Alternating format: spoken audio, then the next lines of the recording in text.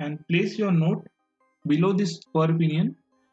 Now change the size to 16 and give the naming as spur pinion and write the number of teeth as 18. So hello guys and welcome back to our channel Simple Random Knowledge. So guys, in last video we have seen how to design and assemble this two-stage speed reducer gearbox. After that video, many of you have suggested me to make a video on how to make a part drawing of this two-stage speed reducer gearbox. Before moving to the drawing, if you have not watched my video of designing and assembling of this two-stage speed reducer gearbox, then I will post a link in description as well as in I button. Now without wasting any time, let's start with today's video.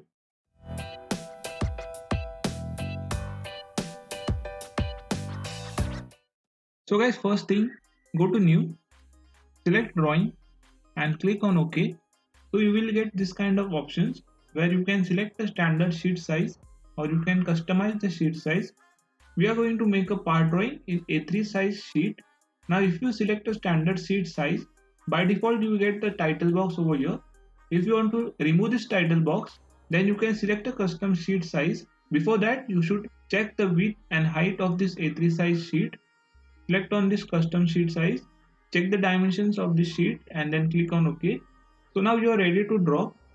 Now the first thing that we are supposed to do is draw a title box over this corner.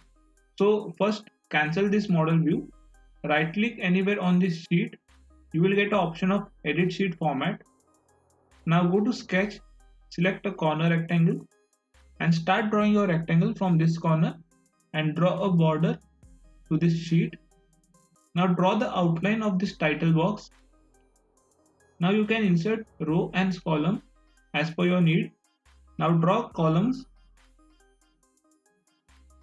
Now exit this edit sheet format. Now go to annotation and select note and place your note in the first row. Now change the font size to 16. Make your text as bold and center align. Now write the title of our sheet.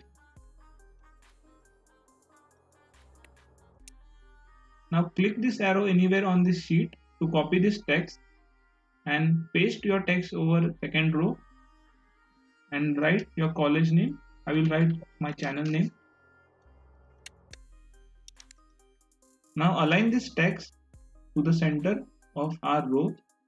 Now in this column you can provide a space to number this sheet and the marks obtained column. And now we have completed our pre-processing steps. Now we move to the actual drawing part. So guys, now go to view layout, model view. Now from here you can insert your part or you can browse it from this option. Now I will select first spur pinion, double click on this spur pinion. Now here you will get options for orientation. Without clicking this arrow over this sheet, first you change the orientation of this view. Select orientation as front and then place your part. Now this is the front view of this spur pinion and this is the top view. Now if you want to change the size of this spur pinion, click on escape button, then select this spur pinion again and scroll down. Now you will get an option of scale. Now click on use custom scale option and from here you can select appropriate scale for your component. I will select 1:4. Now again go to the model view and insert your second component as spur gear. Check the orientation of your component and then place your component over this sheet. Now move this arrow to get projection view of this component. This is the side view of this spur gear. Now by default SolidWorks have selected the scale as 1:4. Now go to model view again and insert your third component as helical pinion. Now here you can see the orientation of helical pinion is isometric.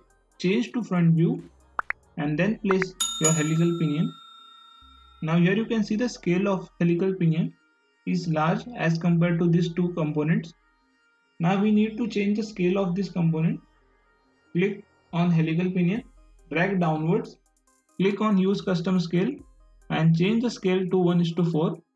Now we are supposed to project the top view of this helical pinion.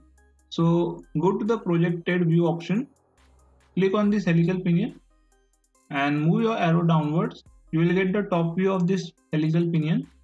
Now press escape key. go to model view again and insert the helical gear and place it over here. Now check the scale of helical pinion before projecting another view. So I guess the scale is 1:5. We are required to change the scale of this helical gear also. So click on this helical gear, drag downwards and select the scale as 1:4.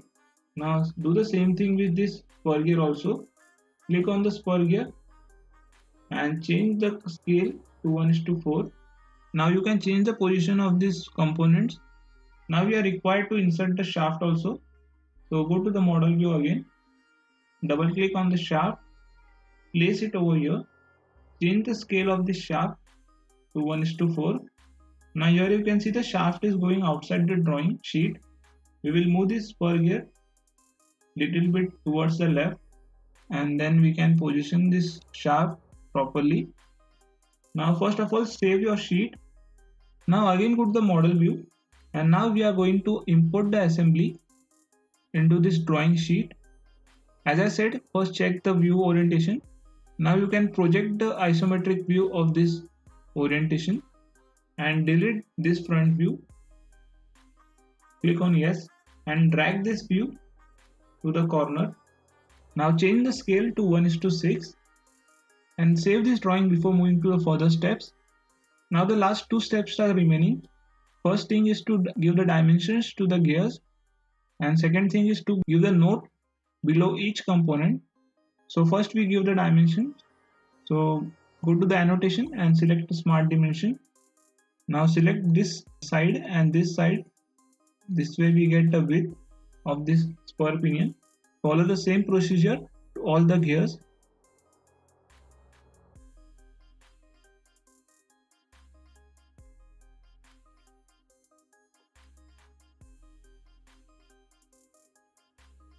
So this way we have given the dimensions to the gears. Now select the node option and place your node below this spur pinion. Now change the size to 16 and give the naming as spur pinion and write the number of teeth as 18. Do the same thing with all the other components. Just change here as spur gear and number of teeth as 44. Write the number of teeth as 18. Rename this component as helical pinion. If you want to copy this text, just click on this text, press Ctrl C and press Ctrl V. So this way you can copy the text. If you want to edit this text, double click on this text to get editing option. So guys, this way we have completed our part drawing of two-stage speed reducer gearbox. First of all, save your part drawing. And if you want to convert this part drawing into PDF, go to save as option and from here you can select save as type to PDF. Then you can save this file in this PDF format.